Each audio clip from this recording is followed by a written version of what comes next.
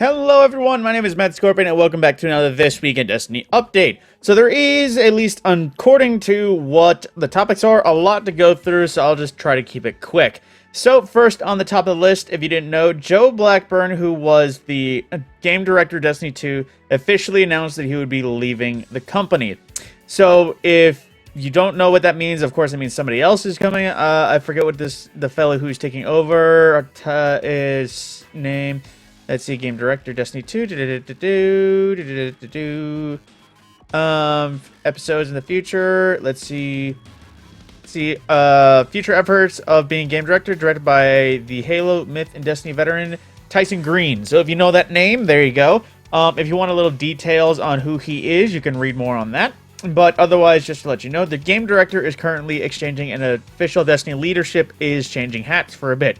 So, if you were not happy about how Destiny was being led altogether, now you have a reason to think otherwise. Then, in terms of the next collaboration, I believe this is mid-season, but we are getting a Mass Effect, what's it called? Crossover set. So, if you can tell by this, Titans are getting the N7 Shepherd loadout, the Hunters are getting the Garrus Vicarian set, and the Warlocks are getting the Liara Tassoni. Sparrows, that I think look like the Mako, I think it was, the rover from the first Mass Effect, and of course a Sparrow that looks like the Normandy. So, pretty cool looking set, not gonna lie. It looks character while still looking Destiny armor set, like especially Liara. It looks like it's Liara's clothing from, well, let me specify, Mass Effect 3, but without looking like it's not appropriate. But then, of course, moving forward, Fireteam Finder is, of course, updating. Fireteam Finder has been in beta, and they appreciate the patience of it. Please do keep the details and feedback coming. Focus in the coming months to make the experience feel complete, both in and out of the game. To that end, we have some new updates coming. So, Companion App is getting a game client. For the uninitiated, the S2 Companion App boasts a well-loved looking for group tool called Find Fireteam. We're hard at work updating it with more unified experience across the app, game client, and eventually Bungie.net. Future update players will be able to create and join Fireteam Finder lobbies with their mobile devices and from within the game. Like the in-game version, this initial release of Fireteam Finder on the Destiny 2 Companion app will be part of the beta, so welcome to give feedback. So yeah, if you don't know what that means, there actually is a reason to have the Destiny 2 Companion app, aside from just having the vault and a few details.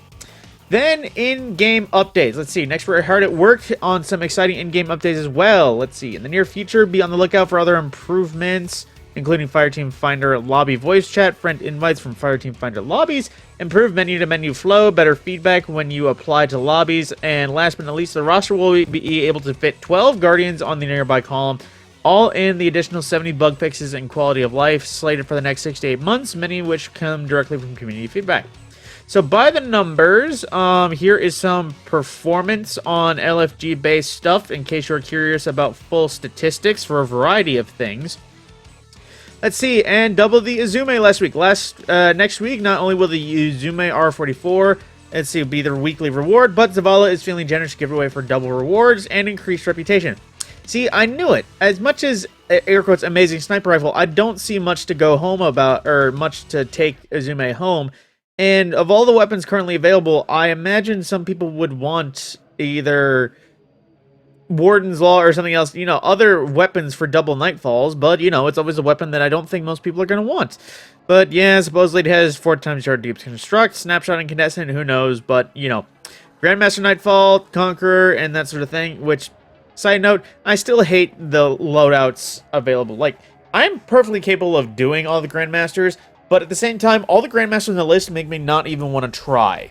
Like, I still haven't even touched a Grandmaster Nightfall this season, and eventually, of course, I'll do it for Conqueror. I've done it every single season. Unfortunately, an extra long season means extra long time spent not doing it. So, you know. Then, if you are interested in the Relic game mode, where you use various relics from Destiny 2 and Crucible, starting next Tuesday, Relic will be back up for 4 weeks, so you can have some fun. Then they are increasing shard drop rates in the coil, which I imagine, let's see, but we want to make sure players are getting the hands on every sweet loot item. Starting February 6th, increasing the Whispering Glass shard drop rates from defeating enemies in the coil to make hitting platinum even more achievable. Now, if you took part in the sword kills or not, the basic sword-based emblem is available. If you don't know or haven't taken part, here is the code to redeeming it if you wanted to claim that emblem.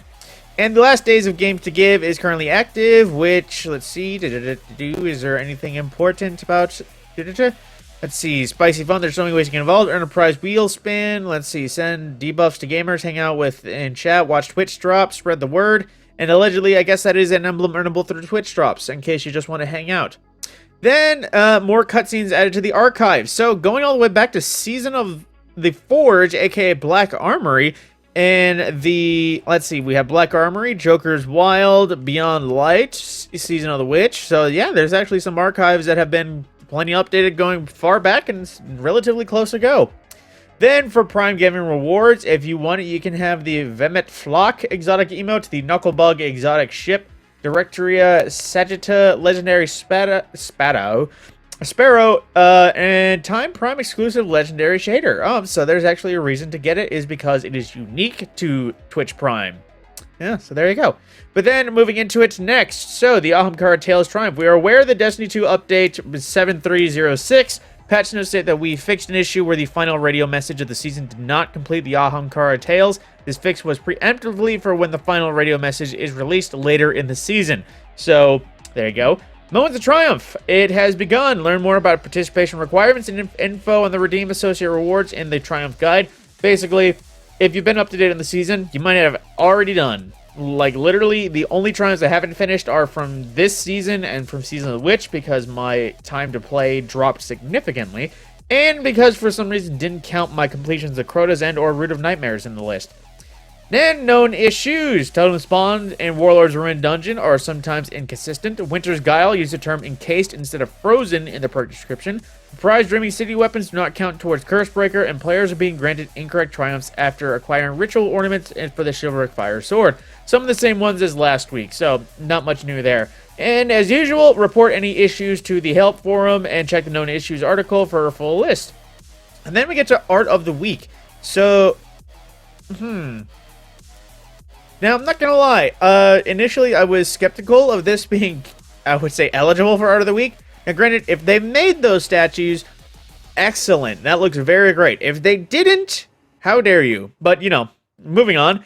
Intrusive Thoughts 1, I'm assuming there is something going on there. But at the same time, that is it for this week in Destiny. Now, obviously, I am noticing that there's a lot less art in Movie of the Week. Then again, I feel like there's a lot of people who were making it that were no longer happy with Bungie. Or also because there's not many community managers, that this is just a random Bungie team. So, no, regardless, I ramble.